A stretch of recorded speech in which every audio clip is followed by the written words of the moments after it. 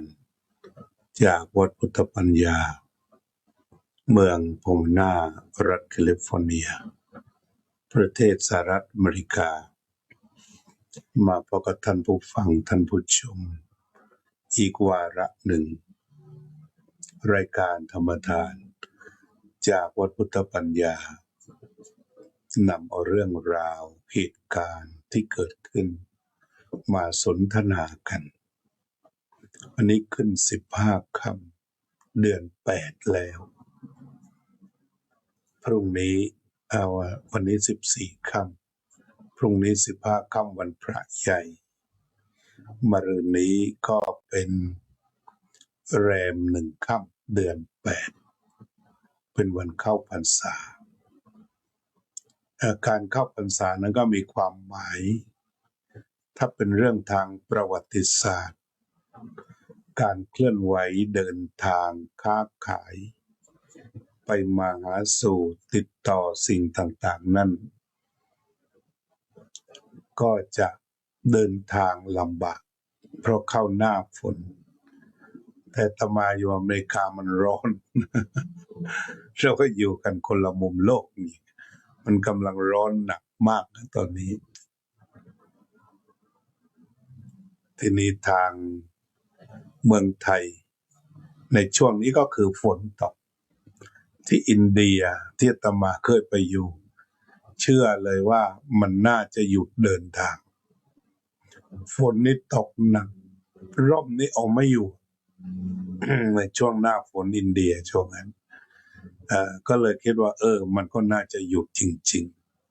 ๆทีนี้ก็สมัยพุทธกาลบรรดาผู้ค้าขาย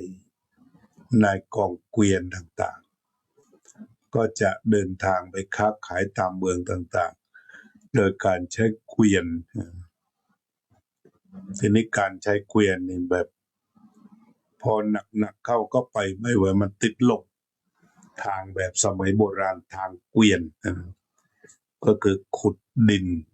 พอจะไปได้แต่ว่าทางเกวียนก็ติดลมบ้างอะไรบ้างจึงเป็นประเพณีว่าพอถึงฤดูฝนเนี่ยประมาณเดือน8แรม1 ค่ำก็ต้องมาพักกันสักหน่อยพักขุนวัวขุนควายที่จะพาไปใช้ในการลากเกวียนต่างๆพักไปเลยก็ปรากฏว่าตอนหน้านั้นนะพระก็ยังเดินอยู่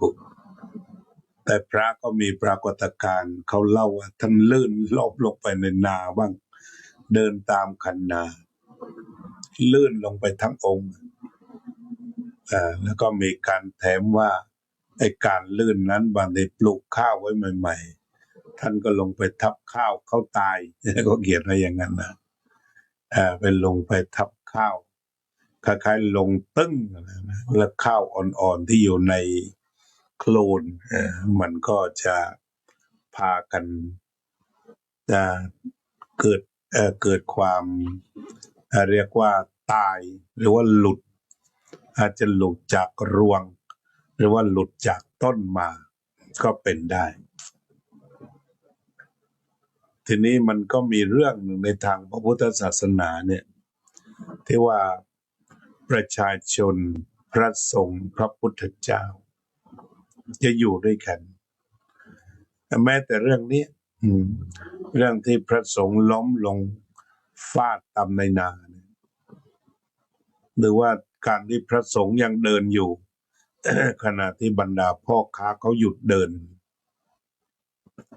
ก็เลยนินทาไปว่าแหมศิษย์ของพระสมณโคดมไม่ยอมหยุดยอมหย่อนยังเดินทางอยู่ที่ลักษณะของพระพุทธองค์นั้นพระองค์จะรับฟังเสียงที่สะท้อนจะเป็นการนินทาหรือจะด่าพระเข้ามาก็ตามแต่ว่าก็จะฟังเมื่อฟังเสร็จแล้วท่านก็เลยบัญญัติทีนี้หลังจากสดับรับฟังเป็นที่เรียบร้อยก็บอกตั้งแต่บัดนี้จากแรม1 ค่ำเดือน8ไปถึงแรม1 ค่ำเดือน11ให้พระสงฆ์จำพรรษาไม่จาริกไปในที่ใดไม่โจรไปในที่ใดแล้วก็มีข้อปฏิบัติมากมายในพระวินัยบิดกที่กล่าวถึงเกี่ยวเรื่องการจำพรรษาบอกสถานที่สำหรับจำพรรษาต่างๆเช่นห้ามไปจำพรรษาในตุ่มน้ำในโลงศพในโพรงไม้อะไรมีอีกเยอะเลยอาจจะต้องพามาอ่านกันสนุกก็เป็นได้นะต่อไปพอเข้าพรรษาจะได้มาเรียนกันเรียนพระไตรปิฎกกันนะว่าที่เข้าพรรษาแล้วเนี่ยจะต้องปฏิบัติกันอย่างไรอันนี้ก็ความเป็นมาที่พระพุทธเจ้าบัญญัติคือมีเสียงสะท้อนจากประชาชนว่าพระสงฆ์ที่เดินอยู่แบบนี้ไม่ไหวแล้วเดี๋ยวเป็นล้มหัวฟาดจะทำกันนาลื่นก็เมื่อก่อนเคยบิณฑบาตอย่างนั้นนะต้องระวังที่สุดจึงจำพรรษาทีนี้เมื่อจำพรรษาเราก็จะเห็นว่าจะมีประเพณีการปรารภความเพียรเพิ่มขึ้นกว่าเดิม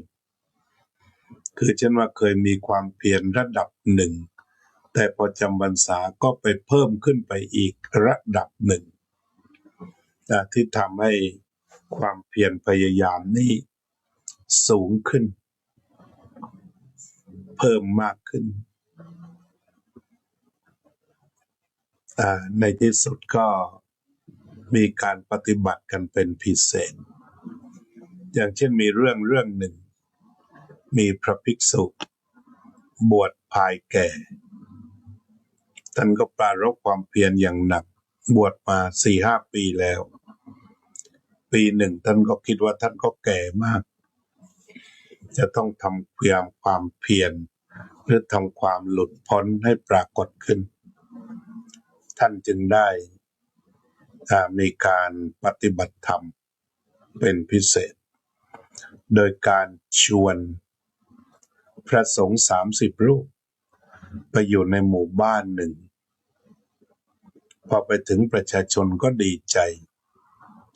ที่มีพระสงฆ์มาจำพรรษาที่มีพระสงฆ์มาจำพรรษาอยู่ที่นั่นแล้วก็ถามพระกันว่าให้ทำยังไงบ้างฝ่ายพระสงฆ์ก็จะปฏิบัติกันโดยการยืนเดินนั่งนอนแต่ว่าเป็นไปอย่างมีสติมีพระเถระรูปหนึ่งซึ่งเป็นหัวหน้าที่ชื่อพระจักขุบาลท่านก็บอกว่าท่านจะยืนเดินนั่งแต่ว่าจะไม่นอนในพรรษานี้ท่านอธิษฐานจิตอย่างนั้นท่านจะไม่เอนหลังนอนก็คือมียืนเดินนั่งแล้วก็ไม่นอนส่วนพระภิกษุรูปอื่นก็ยืนเดินนั่งนอน ส่วนท่านนี่ชื่อว่าปาละมหาปาละท่านก็ไม่นอน ก็ปฏิบัติธรรมกันไปยืนเดินนั่งด้วยสติพระถึงเวลานอนท่านก็นอนแต่รูปนี้ไม่นอนในที่สุดท่านก็เริ่มเป็นโรคตาน้ำตาไหลมาเรื่อยๆน้ำตาไหลแล้วก็หมอก็มาดูหมอคนนี้ก็เก่งก็บอกว่ามันทำยาหยอดตาได้แต่ต้องนอนหน่อยนั่งหยอดที่มันไม่ถึงต้องนอนพระเถระบอกว่าท่านอธิษฐานจิตแล้วไม่เอนหลังพรรษานี้พรรษานี้ท่านจะไม่แม้แต่เอนหลังลงไปเพื่อความสบายคุณหมอมาขอ3 ครั้งขอเถอะหลวงพ่อเอนกายลงหน่อยจะได้หยอดยาสะดวกไม่เพราะว่ามันสบายท่านก็จะทรมานกิเลสของท่านจนกระทั่งว่าน้ำตาไหลไม่หยุดในที่สุดพอใกล้พรรษาคืนวันหนึ่งท่านปรารภความเพียรได้ดีปรากฏว่าตาของท่านบอดสนิทแล้วก็บรรลุอรหันต์ในวันนั้นก็คือตาในเปิดโพลงตานอกก็ดับไปนี่ก็คือท่านใช้ความภาคเพียรส่วนญาติโยมก็ปฏิบัติศีล 5ศีล 8เต็มที่เหมือนกันนี่ความเป็นมาและต่อจากนั้นก็ไม่มีใครรู้หรอกว่าท่านบรรลุอรหันต์ต่อมาอยู่ที่เชตวันท่านแม้เป็นอรหันต์แล้วก็จะเดินจงกรมไม่หยุดอยู่มาวันหนึ่งก็ไปเหยียบแมงเม่าบนทางจงกรมพระทั้งหลายก็ไปตำหนิพระตาบอดองค์นี้มันซุ่มซ่ามลงมาดูสิเหยียบมดเหยียบแมงเหยียบแมงเม่าตายซะเยอะตอนหนุ่มๆไม่บวชมาบวชภายแก่ก็ตำหนิท่านทีนี้ก็ข่าวก็ไปถึงพระพุทธเจ้าพระพุทธองค์ก็เลยเรียกมาคุยกันบอกว่าอย่าไปว่าอะไรท่านเลยท่านเป็นอรหันต์วันที่ตาบอดนั่นแหละท่านเป็นพระอรหันต์แต่ท่านเป็นอย่างนั้นอย่าไปพูดเลิกยุติการไปว่าพระอริยเจ้าแล้วพระองค์ก็แล้วพระพวกนั้นก็ค่อนข้างจะเหมือนกับสวนพระพุทธเจ้าเลยเถียงแล้วถ้ามีบุญถึงเป็นอรหันต์แล้วตาบอดทำไมพระพุทธเจ้าบอกว่ามันมีบุพกรรมมันมีความเป็นมาคือพระรูปนี้ในชาติหนึ่งท่านก็ได้เกิดมาเป็นหมอรักษาตาที่โด่งดังที่สุดทำยาหยอดตาเป็นที่เรื่องลือถ้าใครได้หยอดตาจากน้ำยาหยอดตาของคุณหมอคนนี้หายทุกรายพอดีก็มีหญิงคนหนึ่งมีลูกสาวสวยอยู่ไปอยู่มาก็ตาบอดลูกสาวก็รักแม่เหลือเกินก็พยายามหาหมอจนกระทั่งรักษาเงินหมดก็ยังไม่หายก็บอกเอาละขอเอาตัวนี่พลีเข้าไปเลยใครที่ดูแลคุณแม่จนตาหายก็จะยอมเป็นทาสรับใช้หรือจะเป็นภรรยาสุดแล้วแต่คุณหมอจะจัดการทีนี้หมอที่พอไปเห็นลูกสาวคุณยายตาบอดนี่ก็เกิดกิเลสขึ้นมาบอกเอาตังค์ไม่เอาเมียเลยดีกว่า เอาด้วยความรักแม่เป็นเมียก็เป็นเมียในที่สุดก็หยอดตาปุ๊บหายตาสว่างแต่ว่ายายนะเสียดายคือตาบอดแต่บอดตาใสอย่างนี้ก็เสียดายลูกสาวแม่มันหายง่ายขนาดนี้มันหายง่ายขนาดนี้ดีแต่ว่าเสียดายลูกสาวคือไม่อยากจะทำตามสัญญา วันหลังคุณหมอมาตรวจดูว่าเป็นไงคุณยายหายดีไหมมันก็ยังไม่หายเลยแต่หมอรู้แล้วว่ามันหายแล้วหมอก็บันดาลโทสะโอ้แบบนี้มันต้มกันนี่หว่าเลยปรุงยาขนาดใหม่ทำตาดับกลับไปเหมือนเดิมแล้วพระพุทธเจ้าก็ตรัสว่าด้วยบุพกรรมที่ทำแบบนี้ท่านจึงได้มาเกิดมาเป็นพระเถระในชาติสุดท้ายเนี่ย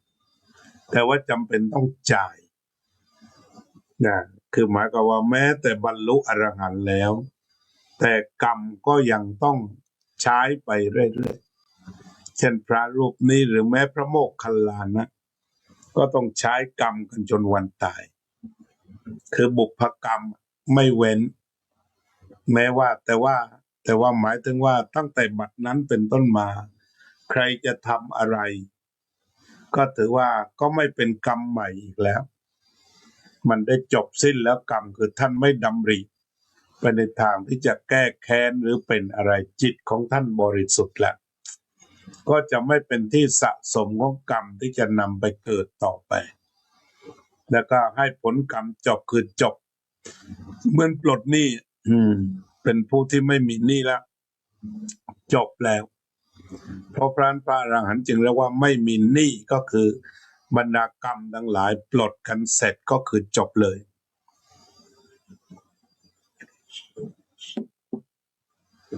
เพราะนั้นจะเห็นนะว่านี่กรรมสุดท้ายก้อนสุดท้ายที่ไปหยอดตายาหยอดยาตายายจนบอดเนี่ยก็กลายเป็นตัวบุพกรรมว่าบรรลุอรหันต์แล้วล่ะ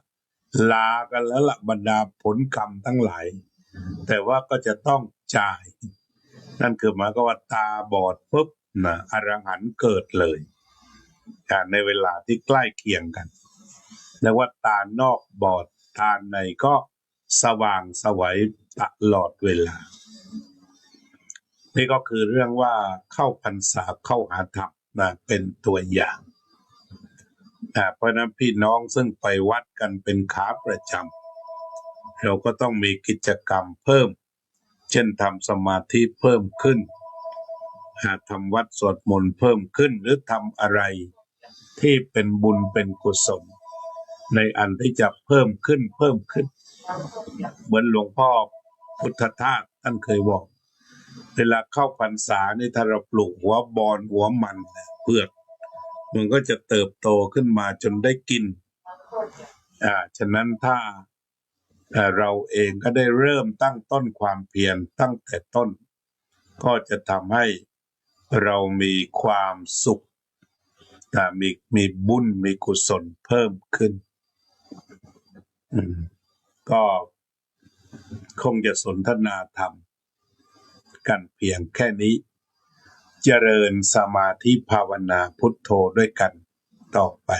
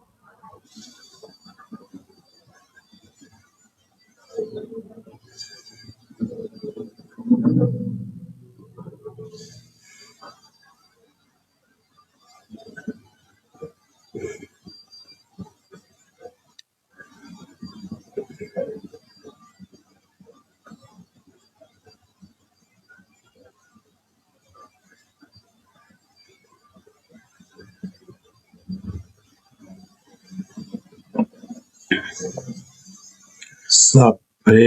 สัตตาสัตว์ทั้งหลายที่เป็นเพื่อนทุกข์เกิดแก่เจ็บตายด้วยกันทั้งหมดทั้งสิ้นอเวราโหนตุจงเป็นสุขเถิดอย่าได้มีเวรแก่กันและกันเลยอภยาปัจจาโหนตุจงเป็นสุขเถิดอย่าได้พยาบาทเบียดเบียนซึ่งกันและกันเลยอนิฆาโหนตุจงเป็นสุขเถิดอย่าได้มีความทุกข์กายทุกข์ใจเลยสุขีอัตตานังปริหารันตุจงมีความสุขกายสุขใจรักษาตนให้พ้นจากทุกภัยทั้งสิ้นเถิดอภิวาทนาสีลิสะนิจจังวุธาปัจจายโนจัตตารโอธรรมาวัฏันติอายุวันโนสุขังภลัง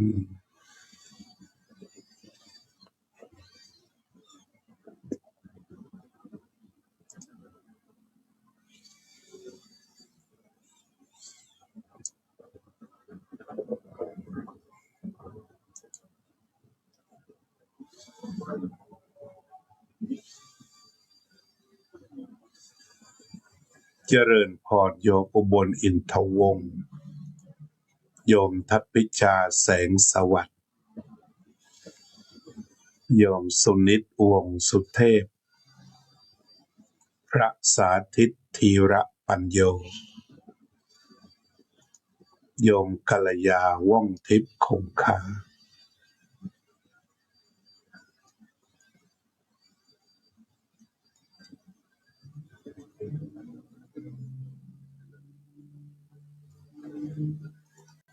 โยมไพจิตโยมอุบลสวิต20 องศาเซนเซียสกำลังเป็นห้องแอร์เลยเพราะเวลาเขาเปิดแอร์เขาเปิดประมาณนั้นใช่ไหม21 22 25ใช่ไหมของโยม20เรียกว่าสบายสวิตไม่ร้อนเท่าไหร่โยมประพันธ์วงพาณิชย์โยมเป็นศรีภักดีไทยโยมบัวผันโหลโยมเคนธนาโยมสุพนิกาชายาลักษณ์โยมพยาวเจนพนัส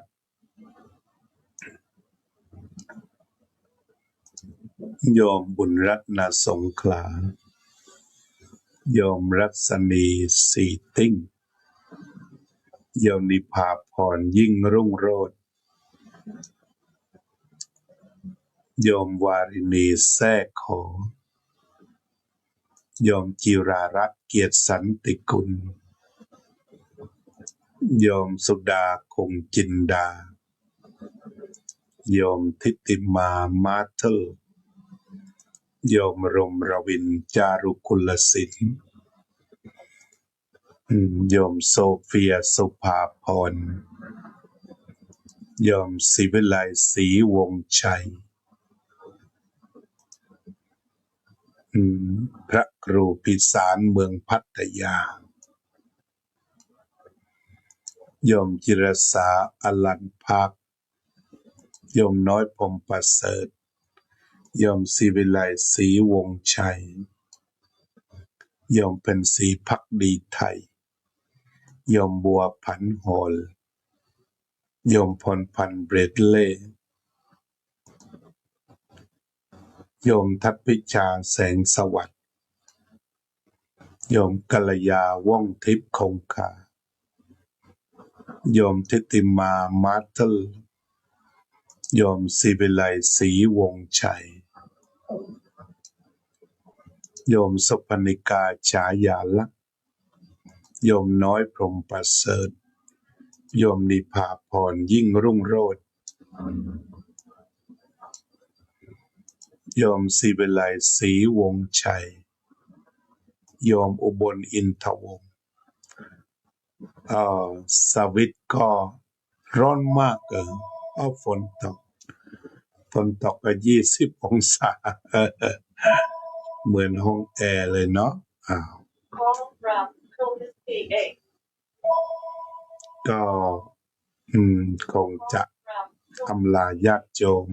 ไปเพียงแค่นี้ก่อนพบกันใหม่วันพรุ่งนี้วันพระใหญ่ของอเมริกาทางบ้านเราก็คงจะเป็นวัน15 ค่ำไปแล้วใช่ไหม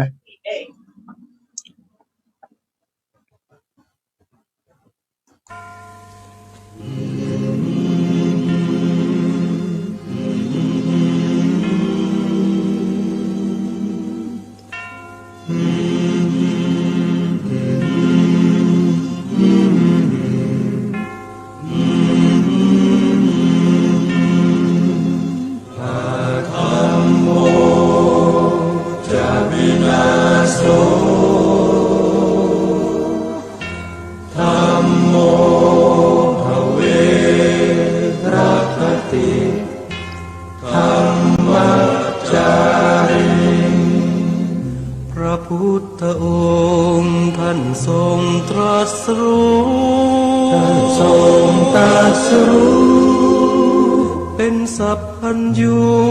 ตรัสสอนความจริงว่าธรรมะย่อมชนะ